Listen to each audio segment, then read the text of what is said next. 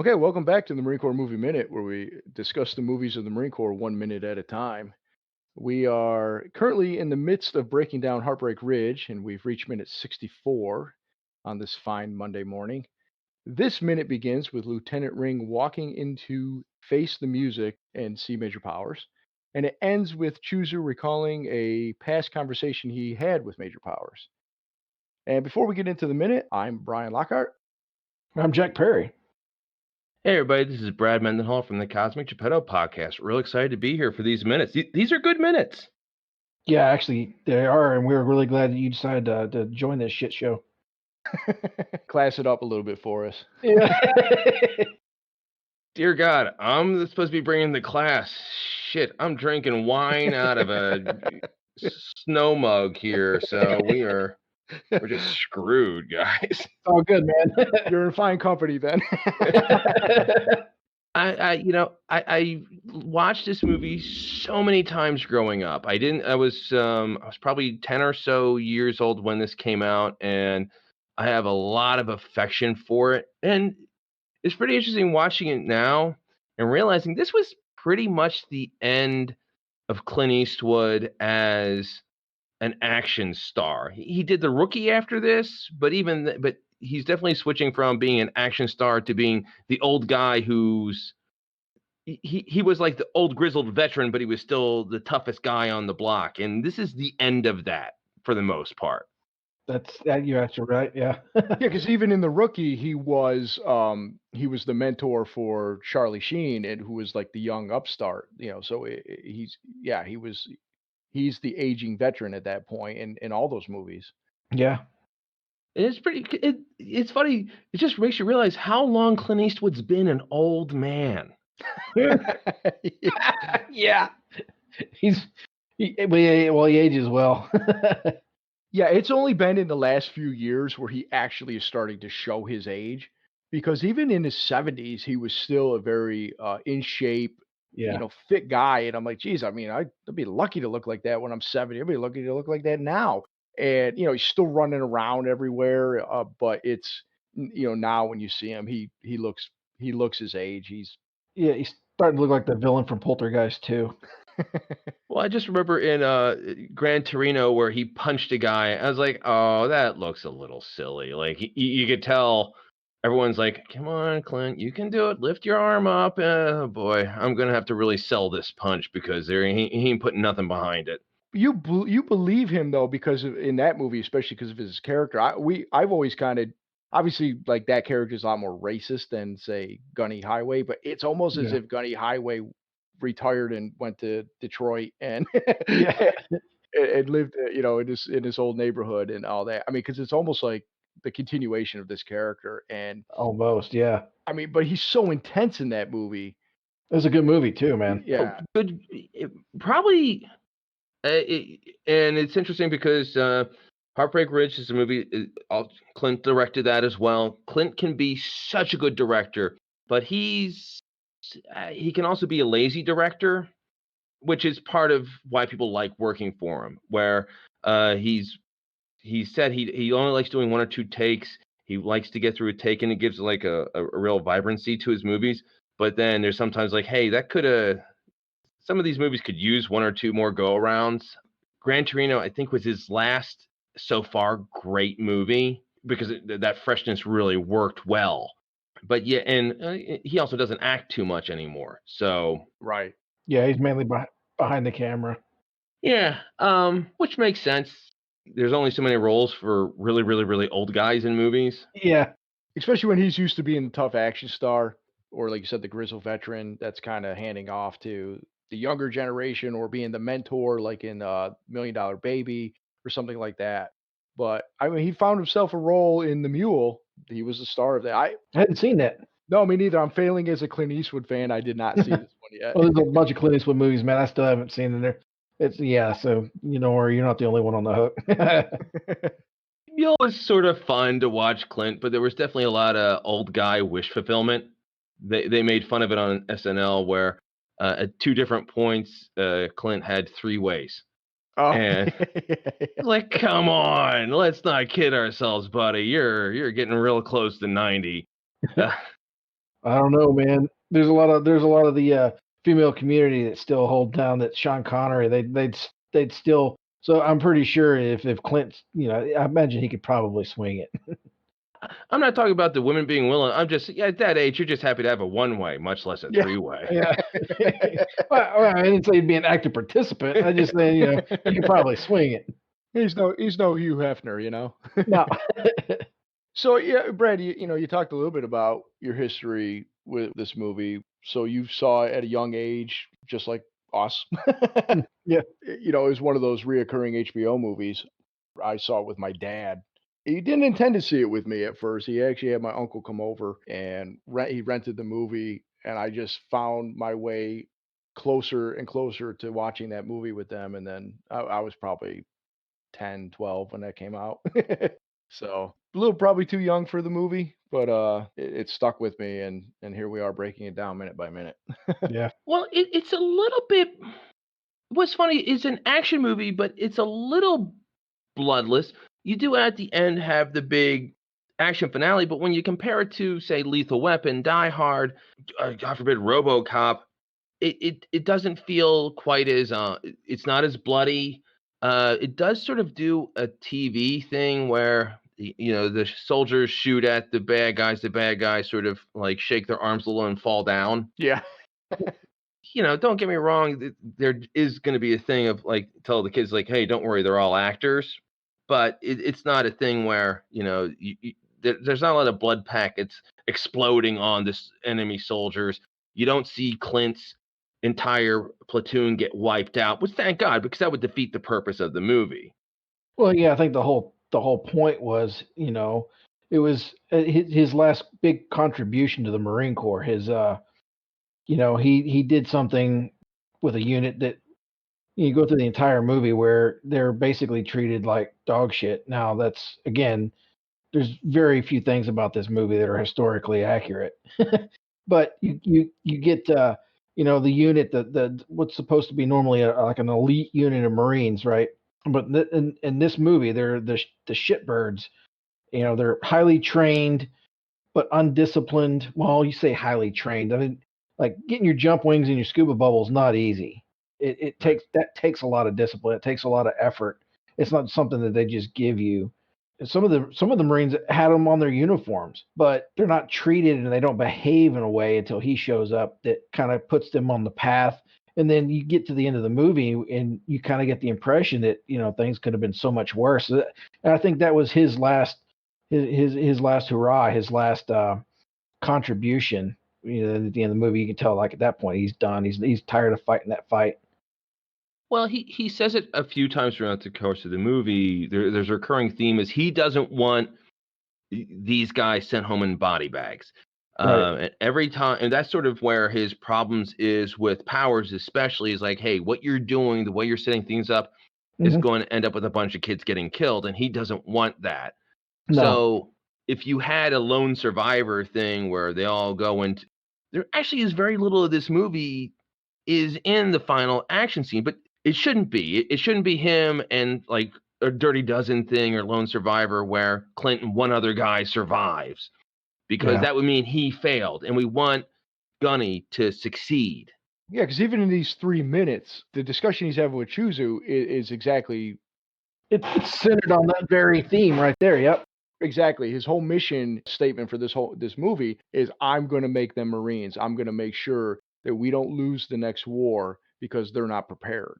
And that's his only goal in life. Because we talk about as a whole, part of this movie is, what does this guy do? He's about to get out of the Marine Corps. They make very early in the movie they address the fact that he's a short timer. He does not have a lot of time left.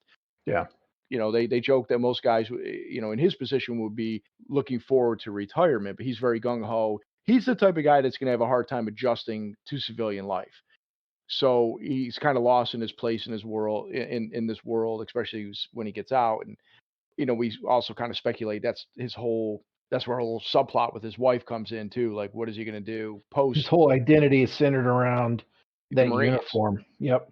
But he even says, like, next time it's not going to be because these guys are ill prepared. That's his mission in life at this point. Yep. At least for the short term. Yeah, Choozoo comes into the bar, man, and you can tell right away he sees something's wrong with his friend, right? So like when he gets there, he could tell like he's seen Tom Highway in this probably more than once. He says like, are we gonna do this? Because if so, I'm your man. So you can probably imagine how many bar fights they got in together just because Tom Highway was pissed off. He Right. had a bad day at the office. The whole setup for the beginning of this minute, we kind of skipped over the fact that Lieutenant Ring is. We just kind of get the follow up from after last minute where Gunny tells him recon. Right. He's proud of himself. He's He's going in there encouraged. proudly take his ass eaten. Right. Yeah. He's got a smile on his face until he actually goes to walk in, and then it kind of turns to like, oh shit. Yeah. That's it though. Like that doesn't actually. We never get any follow up to that. It just Well, cuts to the bar. Oh, go ahead. well, I really like you give a lot of credit because Ring could have very easily been the caricature of the college boy who is put in charge of a group that he has no business being in charge of, and either gets himself killed, gets everyone killed, or becomes the butt of the joke. Where it could have been Stripes, where they just prank him the whole time. No, he obviously was out of his depth and was relying on Highway more than leading Highway. But the guy had balls Mhm. and wanted to learn and wanted to be a good commander for this group. And I give him a lot of credit for that. And at the end of the movie, he shows he's like, oh yeah, he's don't get me wrong, he still doesn't have the experience and he isn't the strategist or anything like that. But this is a guy who has guts and sort of earns Highway's respect. Yeah. It's the thing. There's a very so boot Marines and boot officers and boot enlisted often behave very much the same way. There's an idealistic way that Marines believe, and it's funny because you watch them, and you like a boot Marine is all hoorah proud, and it's a weird look. And then as you get a little bit of time away from that, and you get a little bit more seasoned, right? Boot officers, I imagine, are probably a little bit more radical in that, where they're in charge of things right away. Like, regardless of technically, a boot lieutenant, a lieutenant Butterbars outranks a senior or senior staff NCO. Just pick one. Yeah, both Choozoo and Gunny, like Lieutenant Ring, would outrank them, but Yep. nobody would argue that he has more experience or knowledge of being an infantry soldier or even an off. I'm sorry, I said soldier. Jesus, listen to me. You boo! You should know better than that. You shit. For being an infantry marine or even an infantry officer, they Yep. probably know more about being an officer than he does at this point. All he's Yep. done is gone to school. Yeah, the paper versus the reality. Yeah, now there are some people that don't have any respect for that, and they just think I'm in charge, like you said. And then there's others who learn from, yes, technically they are in charge and they outrank them, but Mm. they are going to learn and rely on them to get shit done. I Yep. mean, I think what is it in? I think it's Stripes where he said, you don't call me sir, I work for a living. Yeah. Well, I mean, it'd been very possible that Lieutenant Ring could have ended up like Major Powers had he not had that, had Gunny not, like recon. Had he not done that and gone in there and sent him in there, he might have turned jaded. He might have become that coward where he didn't realize the validation of doing the right thing. It might sucks to get your ass chewed, but you're doing the right thing. There's a sense of pride in that. And you're like, yeah, fuck, fine, I'll take it. I'll take the hit because that's what you're supposed to do, right? Yeah, and that's where he showed his balls because up until that point he just seemed like the goofy, nerdy kind of, Mm-hmm. like Gunny even said, does his mama know he's playing Marine? Right. He just was out of his depth, and he seemed to be coming at it from a more book or intellectual way, and where Gunny's more of a Hands on. yeah, hands-on, old school type of way of doing things. But he was also treating it like a job. Yeah. The great scene earlier where he wasn't able to go with them because he had a doctor's appointment. Right. That's what I do as a software tester. My day job, I'm a software tester. Hey, if I have to go to a doctor's appointment, I go to a doctor's appointment and set it up. But that's not what being a Marine, especially for Highway, is. It's no, that he is a Marine. He's not a guy whose job is being a Marine. He is a Marine. Yeah. which is the conflict in his life, and it's why his marriage fell apart, and it's why he has a tough time like functioning in society. Marine rules are a little different. But that's almost like the story of this movie is he's trying to learn how to sort of give up being a Marine, and he's going to try to be a partner to his ex-wife and back away from it while teaching Mario Van Peebles and the lieutenant is like, okay, you're the guys who have to be the Marines now because he can't do it forever. Yeah, right, exactly. Yeah, and of course he's learning how to be a civilian and be more sensitive through reading like Vogue and Red Book and stuff like that. Yeah, every time I see him with those magazines, I feel like I'm about to get my period. I'm like, oh no, Gunny, no. He's trying his best, Yeah, to what, soften up? That's what a guy like Highway would see as being more sensitive. It isn't like, oh, listening to your wife or talking to people or seeing a shrink, God forbid. It's like, no, women like women magazines. I will read these now. It's like, okay, you crazy bastard. Right. It's almost like he got the intel or the battle plans from the enemy, military, and he's going to read them so he can kind of study up on them and learn their techniques. And that's how he's treating these women magazines. Like, I got some intel that they don't know I have that I can.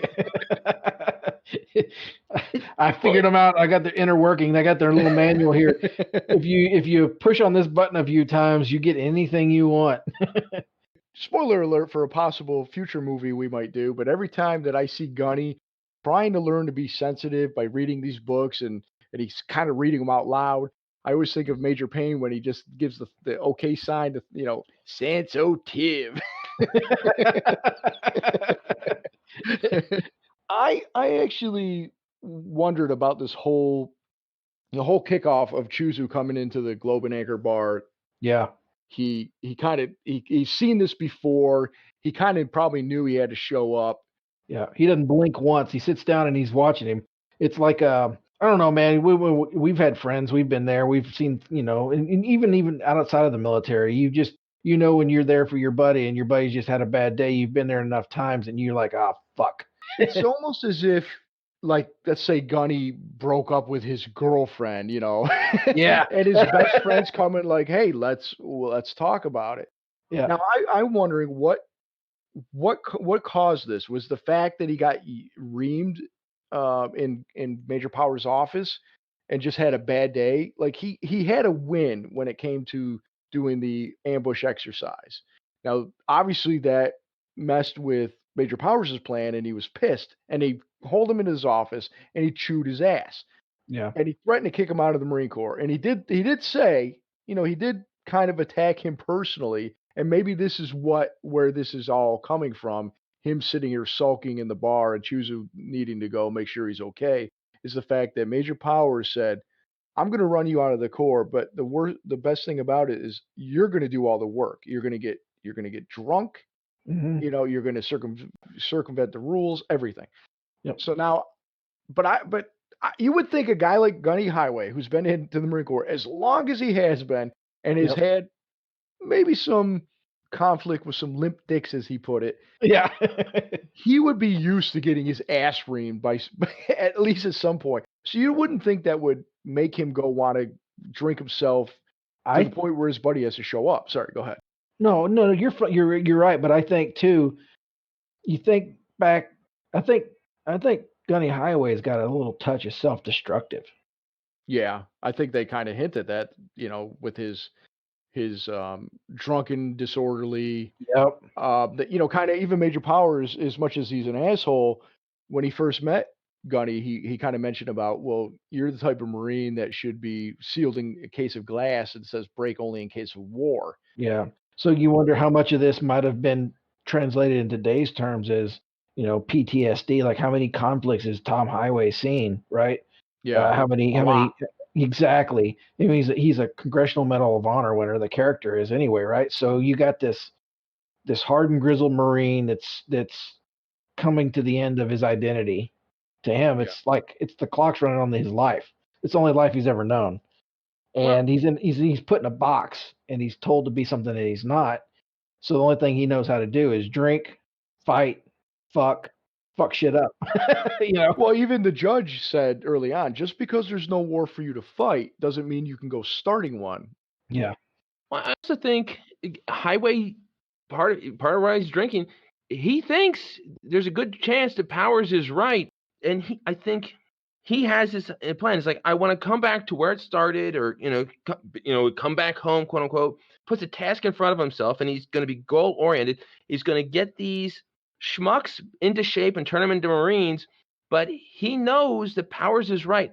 He's going to screw this up because he can only do things one way. So he put this task in front of him, but Highway knows, because of who he is, he's not going to be able to sort of play with it, draw within the lines, or do it, follow these orders, because he knows they're dumb orders. They're going to get people killed. So he realized, like, I'm going to piss off the wrong person. I don't have anyone backing me up or looking out after me. I mean, he has his friend, and he does have a little bit of belief in, his commanding, his direct commanding officer. That's great, but he knows that Powers is up top, and no one is going to be above Powers.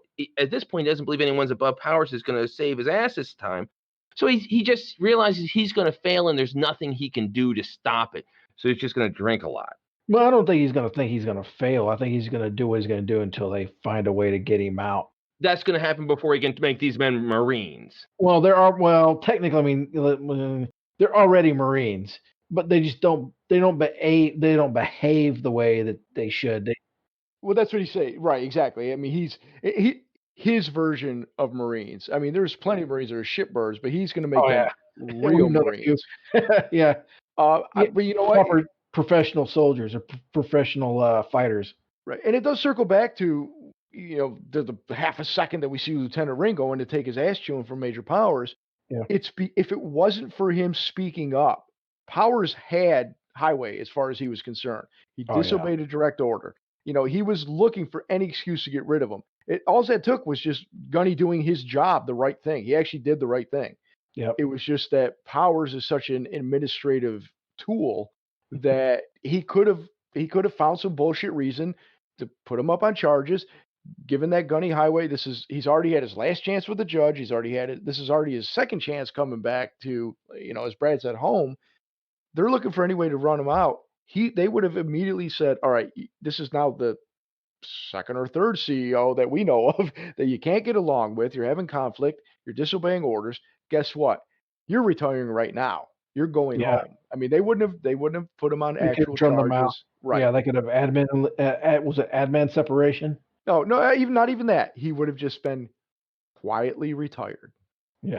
Because as we talked about previously, we knew a master gunnery sergeant had a conflict who was quietly retired. Yeah.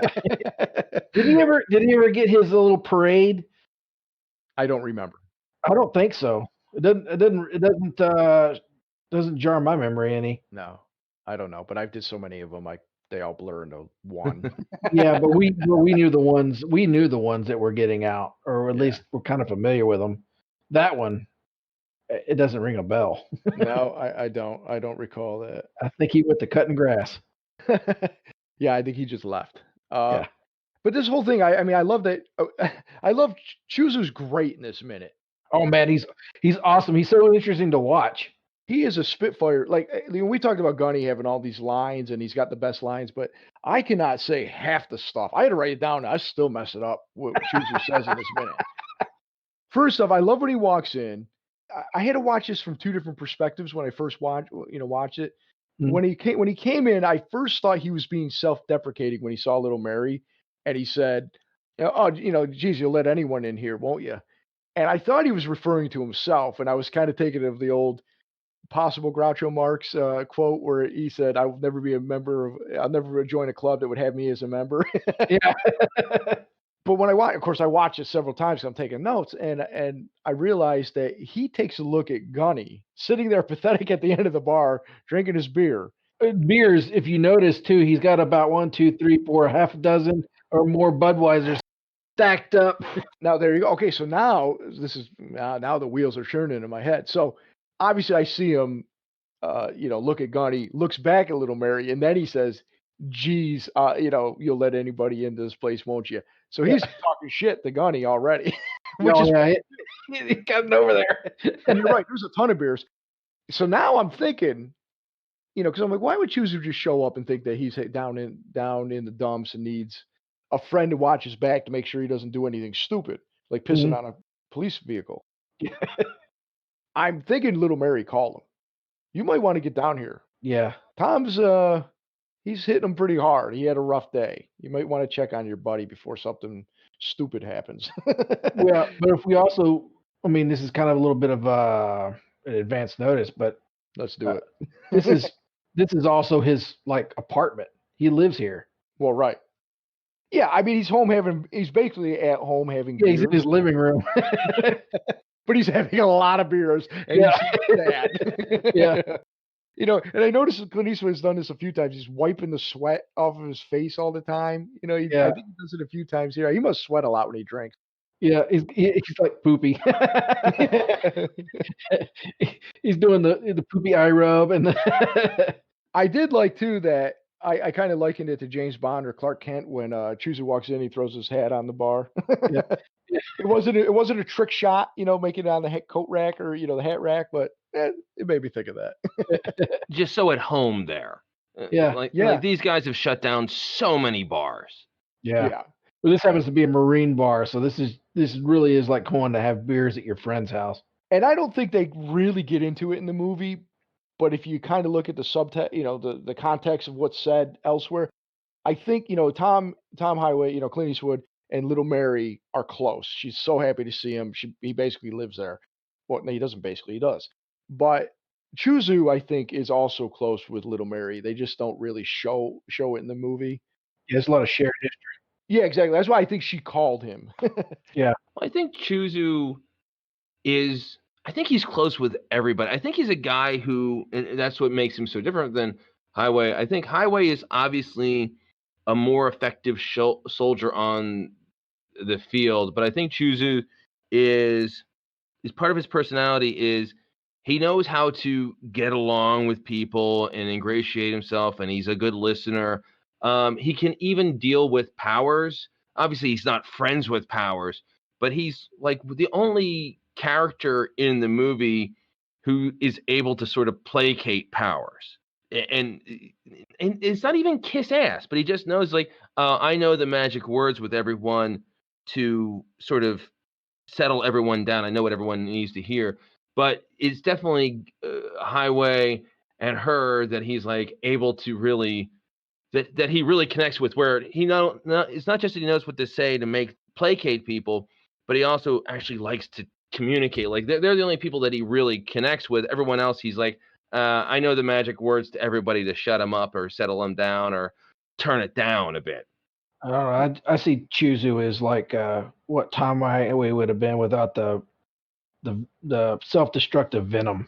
Yeah, because they have, like you said, a shared history. They kind of they came up together. Now, obviously, he didn't have the CMH and didn't do quite the exploits, but he chewed a lot of the same ground with him, as they say. Yeah, and he definitely, to Brad's point, he plays the game of politics. There are a lot of politics when it comes to day-to-day life, especially the higher up you go in the military. It's all politics. Yeah. And he knows, like he said, I think there's a couple scenes where he does seem a little kiss assish, when he's an unappreciated field of endeavor, sir. I don't think he was kissing ass. I think he was just I think he was being a smart ass. He was being sarcastic. But he knows, but he's being a smart ass in a way that Powers doesn't catch on to. Right. Yeah, that's the best kind of smart ass. Yeah, because even later when they do the ambush scene and he tells Major Powers, "Oh, it sure is handy knowing when and where you're going to get hit." And then later when he gets a kick out of the fact that Recon won, and then he's like, "Oh, they sure," when the Sergeant Major turned this noise off, and he's like, "Oh, they sure do make a racket, don't they, sir?" And he's saying it in a very respectful way, but he's fucking with them. Yeah, absolutely. but yeah, he definitely, he has the fatherly element that a sergeant major should have. Yeah. But he, like you said, he can connect with the troops. He can connect with Gunny. He can connect, or at least, play the game with Major Powers. But I will say, though, that I have no doubt that this particular character, Sergeant Major Choozoo, could be just as much of a hard ass. Like, you don't want to fuck with him. He may be Oh, the nice. fuck no. No, he's the nice guy. He's the I'll listen to you and I'll be the dad of the unit, but and I'll get shit done. But I'm also gonna pull out my belt Yeah, and he's put you over my knee he's if you the fuck up. sergeant major of an infantry unit of Marines. Yeah. Don't But let his kindness fool you for it being soft. yeah, yeah, we don't. I mean, hell, man, we were with the wing, and we didn't fuck with our sergeant major at all. That dude man was awesome. yeah, he was awesome. He was great. I got a little note when I picked up sergeant. I got a note from him on my warrant. He had it sticky noted on the back of it, which was awesome. But yeah, man, he was an animal. Yeah. he was not to be fucked with. Well, side note. Go ahead. Well, no, he Choozoo's definitely had subordinates who they're laughing at the bar and everything's fine, and then somebody does something that's disrespectful to him, or even more important, disrespectful to the Corps, and they found themselves picking themselves off the floor. Oh yeah, and they didn't see the punch coming. Yeah. No. Well, I mean, just the way he so I wrote this down when he says the Gunny Highway when he gets there, and I mean, he's a wordsmith. Just the things he says. Yeah. What he said. Yeah, he's a lyrical rap Yeah. master of the Marine Corps. Yeah, you want to get drunk, howl at the moon, get us both busted back to low ass, no rank, mud rolling PFC. I'm your man. Yeah. Yep. And I have no doubt that he's Gunny Highway's man. Yep. You know, basically he's saying, hey, like you said, you're having a bad day. Let's get drunk. Let's get this, whatever it is going on out of your system. But I'm also going to do it with you so you don't get into trouble. Yeah. Yeah. One of us has to be an adult. Right. But even though he said they'll get him back, but mud rolling. Have you ever heard of the term mud rolling PFC? I haven't. No, but I mean, yeah. I mean, we were both there, right? I mean, just because I was doesn't mean I know what it means. Yeah, that's exactly. I mean, it is exactly what it is. Who's going to get like when there's dirty work that needs to be done? Who's going to do it? Yeah, that's it. Senior Lance Corporal? No, we want a low rank, low end, no nothing PFC. I love his. I mean, he gets into it even more. Is it either? I think it's next minute where he really gets. He really says no. He says it. He says it in this minute. Let's get into it. Let's continue his wordsmith. Yeah. Gunny asked him, "What are we?" Now, I did have a quick note about this. Like this is his midlife crisis. He's a late blooming midlife crisis. He's a little too old to be having a midlife crisis. But considering that, as we've already kind of highlighted, he's in a transition phase of his life. So I think he is having almost like an existential crisis. And but it's almost like he should go buy a motorcycle and he'll be fine. Or a Corvette. You're right. I originally was going to say Ferrari, but I'm like, no, motorcycles the way I would go. Yeah, he's a gunnery sergeant in the Marine Corps. He's not going to be able to afford either. Well, right. We already know he's broke. But Choozoo has an answer for him. And we're scroungy, brushed, short-haired bastards with meat cleavers for peckers and kerosene for blood. And Gunny's response is, that we are. Or something like that. Yeah, we sure are, aren't we? Yeah. No, he said, we're all that. That's for sure. That's what he said. Is that for sure? I mean, a meat cleaver for a pecker or for pricks? Yeah. That's Anyway, he's going to do anything good for anybody. Right. Right.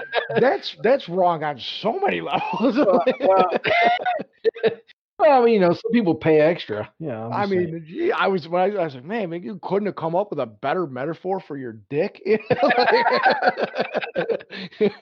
Meat cleavers. I mean, I can kind of get what he's maybe trying to say. Yeah. It doesn't sound good. Yeah, it sounds a little rough around the edges. I mean, they are short-haired bastards and scroungy brushed, I guess, and kerosene for blood, though, huh? Yeah. Okay. Yeah. Flammable, combustible, explosive. Yeah. He's very poetic. Oh, yeah, man. Yeah. I mean, I don't know what any of it means, but it's poetic. Yeah. It rolls right off his tongue, too. The Maya Angelou of Marine Corps. Right. But that's the thing. I mean, I think that kind of goes back to what we've all said, that he's a talker. Yeah. This type of talk probably Gunny responds to that probably quite well. Like he doesn't need the whole, hey buddy, tell me your feelings. Come on, pal. Yeah. Oh no, he would say really bad words back to him if he asked him to talk about his Right. feelings. Yeah, he'd motherfuck him right out the fucking bar. Yeah. I think, and I think also too, I think it's like anything with any good friend, right? You especially with Marines, because Marines live a different, they're a little bit more of a Cult. Yeah. We've it's already a covered cult. that. It's very cultish. Yeah, a very cultish lifestyle. But Marines talk to Marines in very certain ways, and the horror that you have with a group of like really good Marines around a bunch of other civilians of the way those Marines will talk to each other, and they will believe in their heart of hearts a fight is about to break out, and any one of them would bleed and die for any of the rest of them, and they're all really good friends, and that's just how they talk to each other. So I think that honesty is probably more appreciated, and the colorfulness sticks, right? So it's something that's like that. It's just it's a way of it's just the way they communicate. It's colorful and it's bold and it's abrasive because it's its own language. Yeah, for sure, for sure.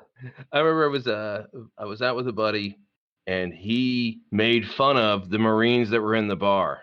Oh, that's not a good idea. Because they were having some shots, and they were doing a cheer, and my friend mimicked the cheer they were doing. No. I'm just there, like, well, I do not want to be part of this discussion that is about to happen, because there was a big Marine right behind him. All of a sudden, it's like, what did you have to say about Marines? And he was like, oh, okay, no, I just didn't want to get you guys around. That's a good cover. Hey, nothing will make a friend quicker than buying a drink for him. And it was a good friend.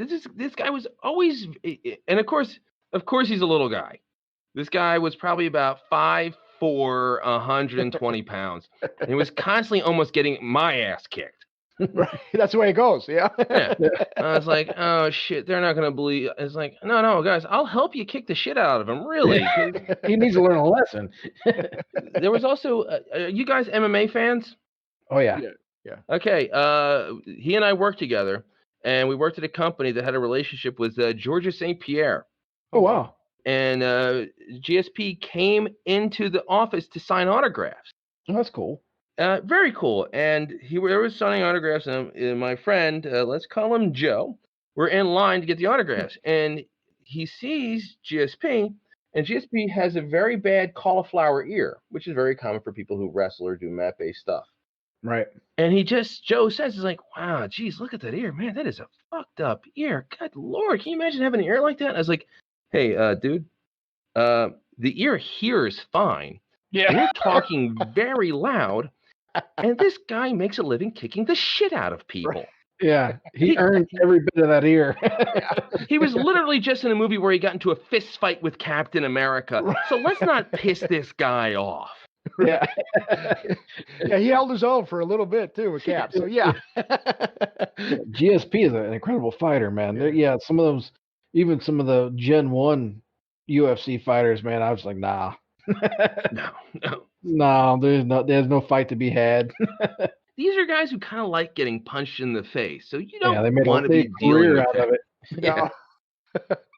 I mean, this isn't as quite the same thing. But I was at my local comic shop one time. It's down, I'm in North Carolina. It's one of the former WWE wrestlers, Shane Helms, Hurricane Helms. He's from North Carolina, and I had ran into him there once or twice, and I got the courage up to ask him because I was in line behind him in line. I said, "Hey, what are you doing here? Are you in town for a show?" Because I knew he was a comic fan based on his character. He goes, "No, I live in North Carolina." So every time he flies in, he comes into the shop. He signs autographs for the guys there, and he picks up his stuff and he goes home. And I thought that was amazing. So I happened to be there one time, and I'm bringing my roommate there, and we're in line behind him again, and he's there, and we're doing the whispering like, "Hey, that's him," but we're literally right behind him. And my buddy goes, "Hey, do you think if we both rushed him right now, we could take him? And I'm like, dude, you go first. Honestly, in real life, he's only about he's not much bigger than us. He's about the same size as us, but and at the time he wasn't as muscular, but he's still way in better shape than we were. And he's also, like you said, he beats up people for a living and takes bumps and does all sorts of stuff. Yeah. I'm not going to even try this out. No, I don't need this experience in my life. I mean, it'd be a hell of a story, that's for sure. It'd be better than one I just told, but Yeah, you don't want to be that. Well, remember maybe it was 10 years ago, the father and son were at a baseball game and they rushed the first base coach. Oh yeah. Like, I understand it's a story, but that's you're just beating an old man. Sometimes the story's not worth it. Right. Well, there was the notorious incident in Syracuse, New York, actually, with Shawn Michaels back in the late '90s, mid '90s, and when he lost his smile on TV, and apparently he got beat up. Now, the story was always that he got beat up by like 6 Marines because he was messing with somebody's girlfriend, I think. And so, for the longest time, it was like, oh yeah, a bunch of Marines beat up Shawn Michaels. It turns out I think they were 82nd Airborne. No, not 82nd Airborne. They were guys out of the 10th Mountain Division, because that's up there in upstate New York in Fort Drum, I think it is. And I think the story was that. But yeah, he got drunk and started messing with the wrong girl, and he didn't have his wrestler buddies, as many of his wrestler buddies there to back him up, and he got his jaw broken or or his nose broken or something. Something happened where he got beat up pretty bad. Yeah, and I remember that, and it became a fish story because like, oh, there was 8 Marines. It's like, no, it was just one guy who just decided to deck you the shit out of you because you're being a drunken dick. Exactly. Yeah. But I did see one of the either podcasts I listened to or a little documentary I was talking about it. They made sure to specifically mention that Kevin Nash was not there that night, because none of that would have happened if Nash was there, because that guy is a beast. So anyway, I actually had a friend who was at a bar that Kevin Nash was at, and the people who aren't familiar, he's very close to 7 feet tall. Yeah. And he was at the bar, and Nash just reached over him to grab the beer, grabbed it, and like leaned back, and the guy turned back. He's like, how tall are you? He's like, I'm tall enough, and just walked away. That sounds like something he would say. Like, yeah. My buddy Mike, his dad was like a trucker, and supposedly one of the stories was King Haku, or Ming, in WCW. He is known to be the toughest wrestler out there, and apparently they were in town for a show, and they were at the same restaurant that all these truckers go to. Just, late at night, it's after hours, and they're there to just have dinner. But he came in and he kept, supposedly the story I heard, and I don't know how true it is, Ming was King Haku at the time, and he's going, bow, he's in character, maybe a little inebriated, bow to King Haku. And this little short, trucker guy who was like, man, I don't bow to nobody. Got his face. Nothing happened. The guy started laughing. Ming started laughing and just left it at that. But I was like, and then all the stories I've heard about Ming, how he's literally the toughest guy on the face of the planet. Yeah, there's stories of him ripping people's eyes out and biting their nose. Yeah, ripping their teeth out with his thumb or something like that. It's like, oh my God. They joke that if you put 75 wrestlers in a room, and how many of them will Ming kill, or something, or how quickly will Ming come out of the room, or something like that, Real life uncle of The Rock, or related to The Rock. Yeah, somehow related to him. Yep, for sure. It's crazy. Because I know it was so off base here. Not that long ago. This is what we do. Yeah, Dwayne Johnson posted on his Instagram page, like, now Haku like works at a car dealership, like at a Ford dealer, and The Rock stopped by and bought a truck for Haku because like years ago Haku like lent him his tights for his first wrestling match and stuff. That's like cool. That. Yeah. And that's the nice thing about being Dwayne Johnson. You can be really nice to your relatives who helped you out 20 years ago, because he's just and it costs him nothing to do it, because he's yeah. Which doesn't take away how cool it is, but no, not at all. I mean, that's plenty of respect. I mean, there's a lot of people that would have just ignored it, but right. there's plenty of rich people who have that kind of money that don't do that. So Yeah, exactly. Yeah. that's cool. Well, let's try to get back on track and wrap this minute up. Before we do that, Choozoo, just after they have their little conversation, he mentions 1 and 1. Yeah.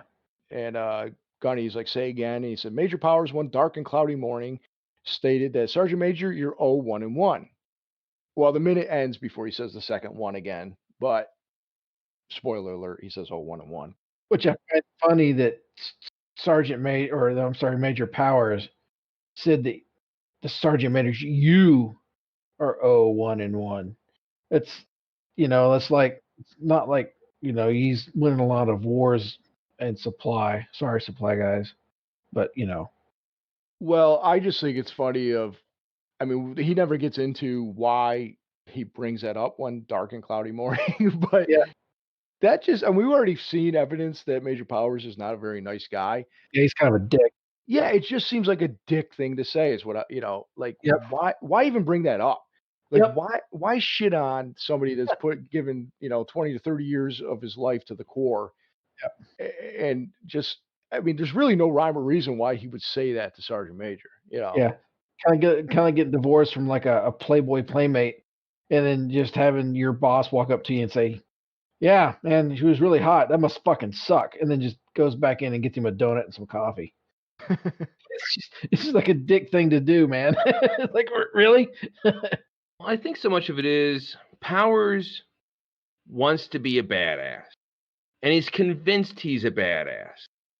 And it's sort of a thing of saying, you think you're so tough, you have all these war stories, but you've never been part of the winning team. And it's like it's like if Powers was there, if Powers the one was doing this, he would have won. Like somehow he has this grandiose idea, is like, oh, that's because they weren't as smart as me, or weren't as clever, or weren't as good a soldier. And even when we first meet Powers, he says like he hasn't had the privilege of combat. Like, oh, this is something that he hasn't had a chance to dabble in. Yeah, Major Powers is every bit of the Monday morning quarterback, where if he was in charge and he was calling the plays, he would have been able to. Yeah, he's no, he's not that guy. I see exactly what you're saying, man, and I think you're right. I think he may have that delusions of grandeur, but. And this, it's a thing that's so common because it's the male ego, and so many guys think you see it with people who believe they would have been a great soldier or a great athlete or whatever. Like anything like manly like that is like, oh, I would have, I would have killed everyone on the field, or I would have scored the winning touchdown and stuff. And it's always very satisfying to watch those people get taken down a peg. There was a show a couple of years back called Pros versus Joes, where it was like just schlubs off the street who may have been good high school athletes competing in a basketball tournament against former NBA players, and just watching the look on their face when they realize like, oh, I'm not even in the same league as these people. Right. And that's what you're looking for with Powers, is this guy who's so confident that he's a badass and that he's actually like a strategic genius. And every turn that he goes up against Highway, he gets his ass handed to him every time, either physically or just, you don't know what the hell you're doing on the battlefield. I think you're right. I didn't think about that, but yeah, it's almost like he's belittling him to prop himself up, basically. Yeah. That's a good theory. I didn't think about that. Well, they have more of this conversation next minute. So what do you say we finish this and then we get into more of what this whole 1-on-1 is all about next minute? Oh yeah, sounds great. Brad, do you want to throw some plugs out? Tell everybody where they can find you. Yeah, sounds great. I am the host and co-founder of the Cosmic Geppetto Podcast. You can find our listeners page on Facebook at facebook.com/Cosmic Geppetto. It's a fun pop culture podcast. We talk about movies, comic books, music, TV, basically anything geeky. We talk about it lovingly. It's a lot of fun. We're coming up very soon. We'll be hitting our 200th episode. Wow. which is nothing compared to what you guys are doing with Minute by Minute. You know, you guys, Minute by Minute, they had 200 episodes in a couple months, but we've been doing this for about 4 years now, having a great time, and very much enjoy your listeners to give us a listen. Yeah, hit them up, guys.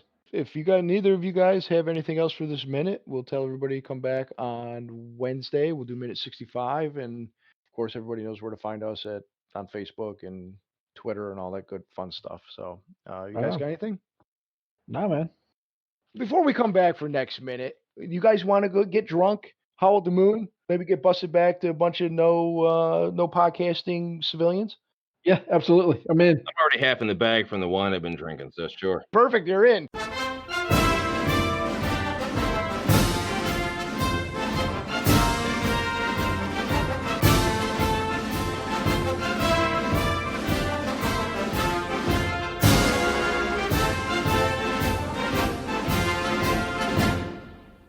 Yeah, I've been drinking Lead Slinger's bourbon, so yeah. And I'm hitting the mead.